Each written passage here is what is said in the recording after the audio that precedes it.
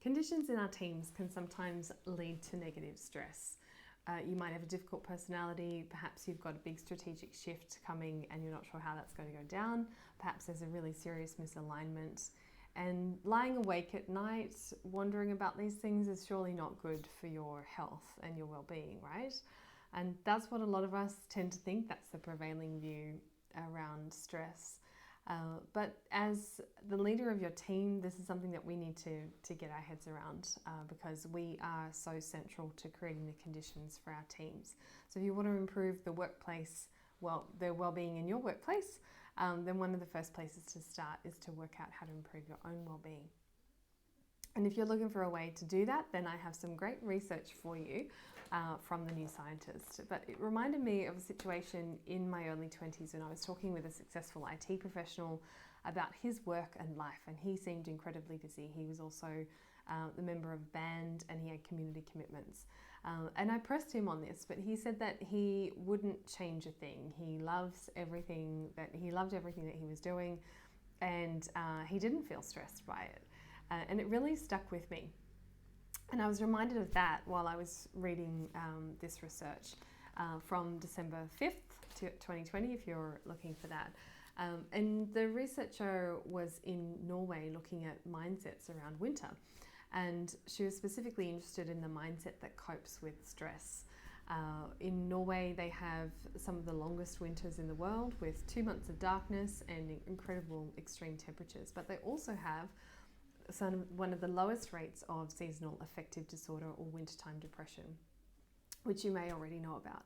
And basically they love winter. They view winter quite differently. They have a really positive mindset on it, that it's a cozy time, that it's a time for recreation, for catching up with friends, for watching the fascinating changes happening in nature.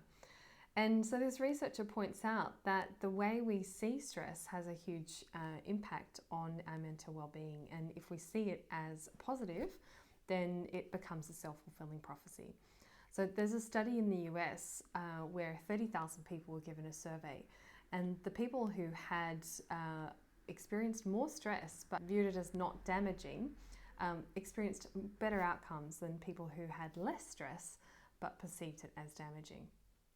So their perception made all the difference in the world. The circumstances were still there, but that mindset that we have about that negative stress impacts us so strongly and so powerfully.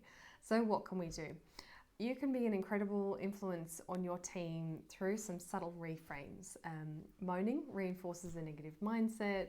Those emotions are contagious.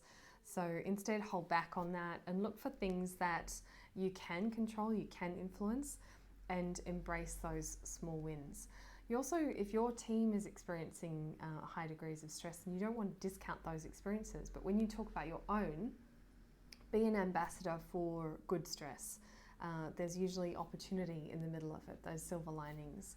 It's about reconnecting with what's important to you, perhaps learning a new skill, perhaps having the time to reset.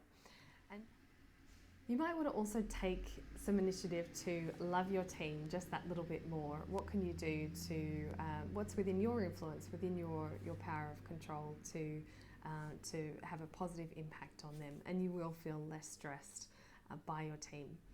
There's a great quote from Adam Grant in the originals, and he says, "Remember that if you don't take the initiative, then the status quo will persist."